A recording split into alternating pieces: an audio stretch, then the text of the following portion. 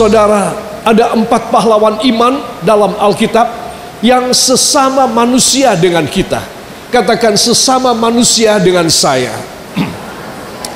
Berarti saya bisa mendapat juga dan bisa menjadi juga pahlawan iman semasa saya hidup. Ya, yang percaya beri tepuk tangan bagi dia. Haleluya.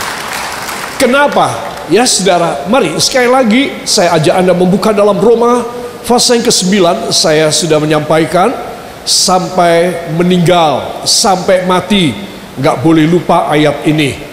Apa ayatnya saudara? Roma 9 ayat 15 ya. Surat Roma pasal yang ke-9 ayat yang ke-15. Saya mau tanya, sampai kapan tidak boleh lupa? Sampai kapan? Sampai mati.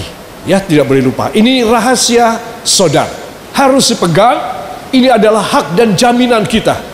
Ya, saudara, kalau saudara memegang kartu sejahtera atau kartu BPJS, kalau saudara jaga itu, ya tidak boleh hilang.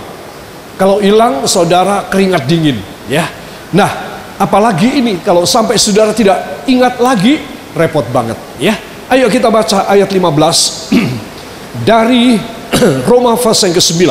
1, 2. Sebab ia berfirman kepada Musa, aku akan menaruh belas kasihan kepada siapa aku mau menaruh belas kasihan, dan aku akan bermurah hati kepada siapa aku mau bermurah hati. Amin. Saudara yang kekasih, jadi ini rahasia antara kita dengan Allah. Dia memilih kita supaya kita menerima belas kasihan. Jadi kalau saudara dan saya, kita lupa ayat ini, kita tidak ngerti ayat ini, maka saya dan saudara harus berjuang sendiri. Kita harus pegang. Saya bilang tadi, saudara kehilangan kartu BPJS, kartu kecelakaan, ya saudara bisa keringat dingin, saudara bisa pucat, saudara ngurus lagi, bayar lagi, ya saudara. Nah, kalau saudara tidak ingat ayat ini, maka saudara mengabaikan, saudara memubasirkan perjanjian Allah yang luar biasa. Jadi kalau Tuhan menetapkan saudara menerima dan saudara tidak sadar, wah saudara, itu satu hal yang tidak baik. Kita menghina, kita menolak anugerah penetapan Tuhan untuk menerima belas kasihan dan kemurahan hati. Ya saudara, itu sebab saya ingin supaya semua saudara menjadi sadar. Ini adalah rahasia kita dengan Allah, dan Allah memberi kepada Anda dan saya segala yang terbaik. Katakan luar biasa. Dengan dasar ini saudara, orang biasa bisa menjadi pahlawan iman. Katakan dengan ayat ini, manusia biasa seperti saya bisa menjadi pahlawan iman. Saya tanya, kenapa kok bisa? Karena kita menerima belas kasihan dan kemurahan hati. Jadi kita berdoa dengan iman, kita berjalan dengan iman, kita menerima belas kasihan, menerima murah hati. Coba, ya, masa ini mau disia-siakan? Berbahagialah Anda dan saya yang mengerti dan mengikuti serial ini sampai dengan saat ini. Saudara, pada waktu-waktu yang lalu saya menjelaskan mengenai soal kelemahan seorang istri atau seorang ibu dan kelemahan seorang suami atau ayah. Saudara, kalau dalam satu rumah tangga terus memiliki kelemahan si istri dan si suami yang jelek tersebut, ya saudara, apa yang terjadi? Yang terjadi adalah rumah tangga ini akan selalu digoncang. Ya saudara, seperti kapal ini, saudara, hampir tenggelam dia, hampir numplek, hampir guling dia. Saudara, itu sebab seorang suami dan seorang istri, dia harus takut kepada firman, dan dia tidak boleh ya merasa hebat. Wah, aku seorang Wonder Woman, aku seorang Superman dalam rumah tangga ini. Aku menguasai dan aku bisa melakukan semuanya. Buktinya kami mempunyai tabungan yang luar biasa. Buktinya aku berhasil. Ya saudara, tidak boleh. Karena pada waktu itu kita akan mulai menyisihkan Tuhan. Ya, mulai menyisihkan Tuhan. Enggak doa, enggak apa-apa. Tidak usah rajin berbakti, tidak apa-apa. Oh, tidak melayani Tuhan, tidak apa-apa. Saya sudah punya banyak, saya sudah bisa banyak. Ya saudara, itu berbahaya. Itu sebab saya ilustrasikan dengan kapal yang digoncang terus-menerus oleh ombak dan gelombang. Saudara, apa yang menyebabkan? Yang menyebabkan adalah pasang dan surut rohani. Katakan pasang dan surut rohaniah. Kadang-kadang semangat, kadang-kadang melempem, saudara. Nah, itu tidak boleh, harus stabil. Harus stabil. Demikian juga dengan iman saya, iman saudara. Iman kita akan menjadi tumpul. Kita tidak mempunyai kemenangan. Ya saudara, kita selalu berkekalahan. Kenapa? Karena pasang surut. Rohaninya naik turun, naik turun. Setia malas, maju mundur, terus demikian. Tidak mempunyai satu konstan yang baik, tidak mempunyai satu konsekuensi dalam iman. Saudara, ini penting sekali. Jangan sampai iman kita menjadi tumpul dan berkekalahan. Kalau kita tumpul dan berkekalahan, apa yang terjadi? Ya, saya tulis di bawahnya, sering terjadi prahara, kerugian, dan akhirnya seperti ini kapal numplak, kandas. Semua penghuninya, semua penumpangnya, saudara, akan mengalami celaka dan mati. Itu sebab anak-anak Tuhan, Tuhan memberi solusi. Katakan, dari Bapa saya selalu ada solusi untuk menjadikan saya pahlawan iman. Pahlawan iman yang bisa menerima belas kasihannya dan bisa menerima kemurahan hatinya. Yang mau beri tepuk tangan bagi dia. Haleluya. Saudara yang kekasih, jadilah pahlawan iman. Ya, kalau pahlawan iman, kita bisa menerima yang dahsyat. Sebab tidak ada yang tidak dipenuhi oleh Allah. Jadi iman ini memulai bekerjanya mesin Tuhan yang dahsyat, yang luar biasa. Saudara pernah melihat ya dari film pendek tentang bagaimana mobil dibikin, pesawat terbang dibikin, ya saudara, sebuah tank dibikin. Saudara, itu rumit sekali, itu berat sekali. Bahkan sebuah arloji, bagaimana ini dibuatnya. Saudara, ini bukan main cetak saja, bukan main pasang saja, tetapi membutuhkan perjuangan otak yang cerdas, ya saudara, teknologi yang bagus, maka hasilnya mahal, dijual mahal sekali. Ya saudara, tidak semudah kita membangun rumah yang sederhana atau pondok saja. Ya saudara, sebulan bisa jadi, tetapi sesuatu yang mahal, yang mulia, yang monumental, itu bertahun-tahun membangunnya. Saudara, dibutuhkan mesin Allah, dibutuhkan satu persyaratan. Apakah saya mempunyai iman yang bagus? Saudara punya iman yang bagus apa tidak? Ya, saudara, harus diingat, iman adalah dasar dari segala perkara yang kita harapkan, dan bukti dari segala perkara yang kita belum menerima. Amin. Ayo kita buka lebih dahulu dalam Ibrani pasal yang ke-11 supaya kita boleh sadar. Saudara, saya perlu mengajak saudara membaca ayat ini ya. Kita mulai dari judulnya. 1, 2. Saksi-saksi iman. Iman adalah dasar dari segala sesuatu yang kita harapkan, dan bukti dari segala sesuatu yang tidak kita lihat. Sebab oleh imanlah telah diberikan kesaksian kepada nenek moyang kita. Amin. Nenek moyang kita ya mendapatkan kesaksian tentang mujizat. Mereka menjadi pahlawan-pahlawan iman karena iman.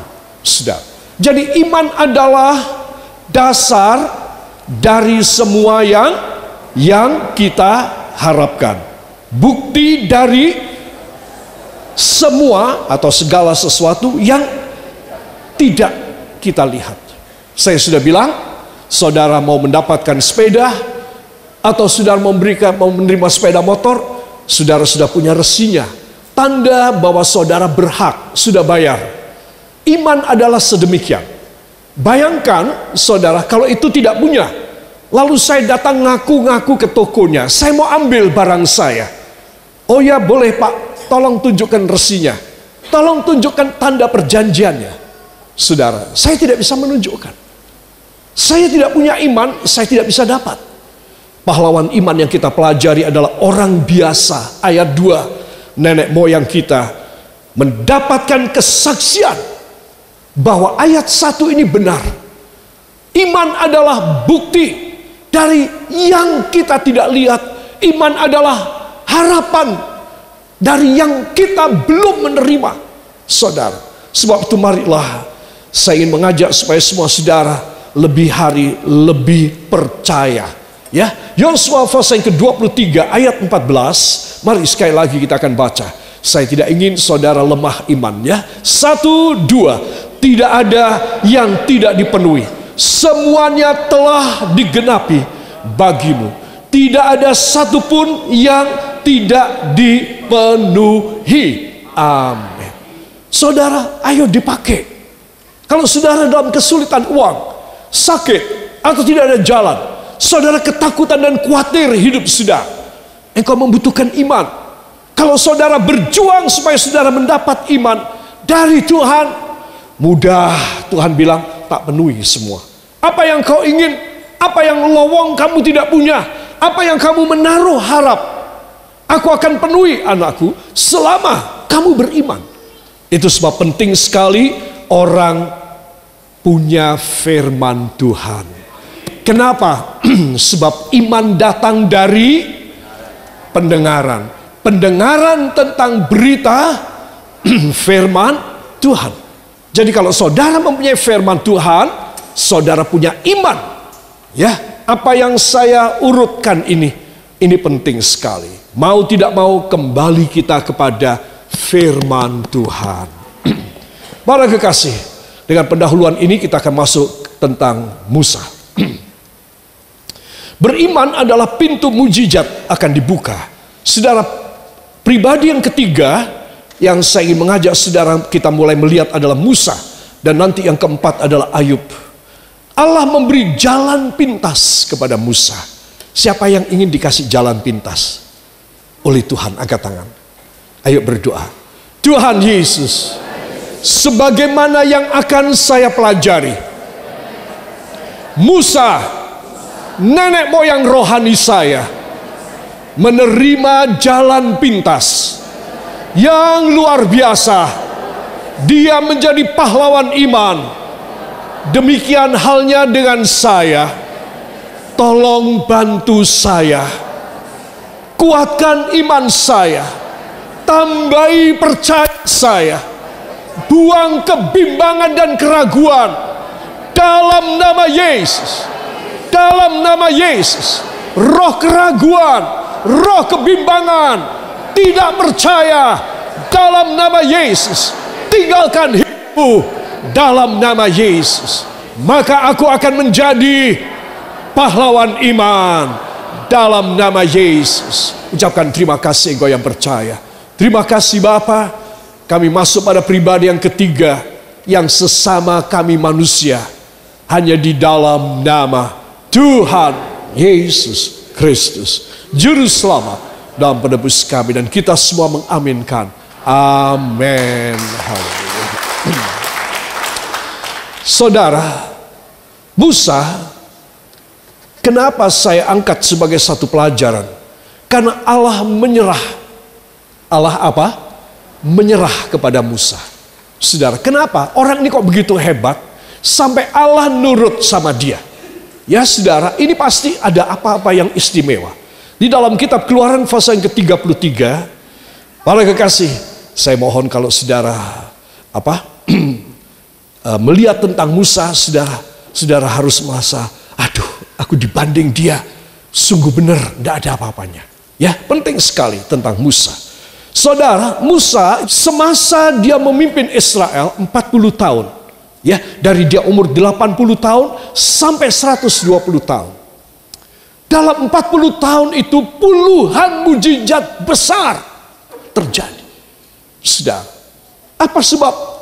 Saya beritahu, Tuhan tuh juga selalu nyerah, jatuh hati terus-terusan kepada Musa. Beberapa kali, kalau tidak ya 3 kali, dia mau dibunuh oleh rakyat yang dia pimpin. Oh saudara, Tuhan marah banget. Pokoknya ada kata-kata mau melempar batu kepada Musa. Tuhan bisa membuat jatuh korban itu sampai 100.000 jiwa. Dibunuh oleh Tuhan.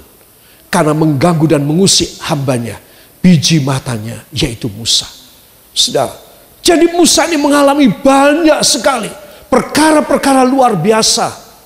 Saudara, melihat tentang riwayat dia, apa yang dia lakukan sebagai mujizat, saudara, saya merasa saya ini begitu lemah, begitu tidak berarti. Saudara, padahal dia hidup pada zaman yang sulit sekali. Itu sebab kalau sekarang kita boleh mendengar berita ini, kita harus sadar, aku juga harus membuat Tuhan menyerah kepadaku. Apa yang aku inginkan itu sesuatu yang berkenan kepadanya. Tuhan membuat jalan pintas sampai yang kuinginkan Tuhan beri kepadaku. Dia bisa nyerah. Kepada siapa? Orang yang menerima belas kasihan, orang yang menerima kemurahan hati. Dia akan memprovide, dia akan memberi.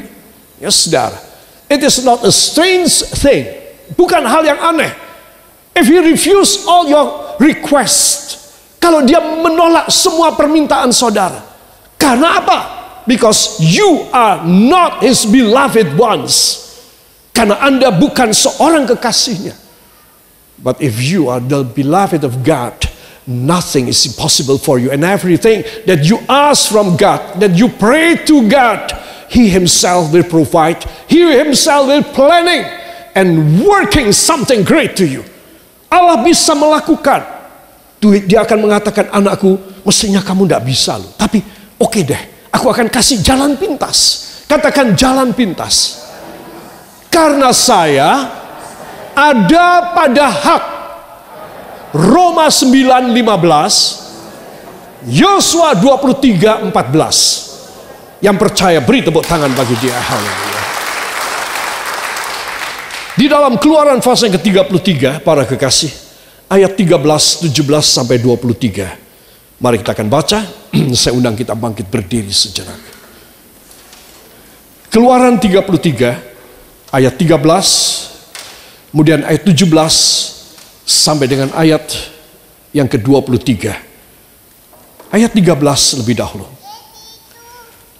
Ya, ini doa harus seperti, ya, kita punya doa harus seperti doa dia.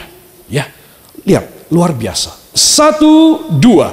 Maka sekarang, jika aku kiranya mendapat kasih karunia di hadapanku, beritahukanlah kiranya jalanmu kepadaku, sehingga aku mengenal engkau, supaya aku tetap mendapat kasih karunia di hadapanmu. Ingatlah bahwa bangsa ini umatmu. 17. Berfirmanlah Tuhan kepada Musa, juga hal yang telah kau katakan ini akan kulakukan, karena engkau telah mendapat apa? Kasih karunia di hadapanku, dan aku mengenal engkau. Tetapi jawabnya, perlihatkanlah kiranya kemuliaanmu kepadaku. Tetapi firmannya, aku akan melewatkan segenap kegemilanganku dari depanmu, dan menyerukan nama Tuhan di depanmu. Aku akan memberi kasih karunia kepada siapa yang kuberi kasih karunia, dan mengasihani siapa yang ku kasihani. Lagi firman-Nya, engkau tidak tahan memandang wajahku, sebab tidak ada orang yang memandang aku dapat hidup. Berfirmanlah Tuhan, ada suatu tempat dekatku, di mana engkau dapat berdiri di atas gunung batu. Apabila kemuliaanku lewat, maka aku akan menempatkan engkau dalam lekuk gunung itu, dan aku akan menudungi engkau dengan tanganku sampai aku berjalan lewat. Kemudian aku akan menarik tanganku dan engkau akan melihat belakangku, tetapi wajahku tidak akan kelihatan. Amin. Terima kasih. Silakan duduk kembali. Saudara, satu orang ini luar biasa kalau minta. Tetapi dia mintanya itu tidak sesuatu jalan yang salah. Dia tidak meminta sesuatu barang, benda, material, uang, emas, logam mulia, dan kemuliaan bagi dirinya. Tidak. Dia cuma minta supaya Tuhan menyatakan dua hal. Satu, jalannya. Katakan, jalan Tuhan. Dua, supaya Tuhan memperlihatkan wajahnya. Katakan, wajah Tuhan. Saudara, dari apa yang kita intisarikan pembacaan kita, ada dua unsur hebat yang sangat pribadi milik Allah, dikepingini oleh Musa. Saudara, di seluruh dunia sejak zaman dahulu kala, Adam dan Eva, belum pernah ada seorang pun yang berani meminta dua perkara ini. Luar biasa apa tidak? Sampai Tuhan nyerah kepada Musa. Karena permintaannya ini bukan permintaan manusia biasa. Permintaannya adalah sesuatu permintaan yang luar biasa. Manusia berdosa mintanya yang luar biasa. Apa yang saya maksud dua kali? Ya seperti Roma 9:15 itu. Di dalam Roma 9 ayat 15, Tuhan berkata, aku akan memberi belas kasihan kepada siapa yang aku mau menaruh belas kasihan. Dan aku akan memberi kemurahan hati kepada barang siapa yang aku mau memberi kemurahan hati. Ayat 17-19. Musa zaman dahulu kala sudah berhasil meraih dua perkara ini dari Allah.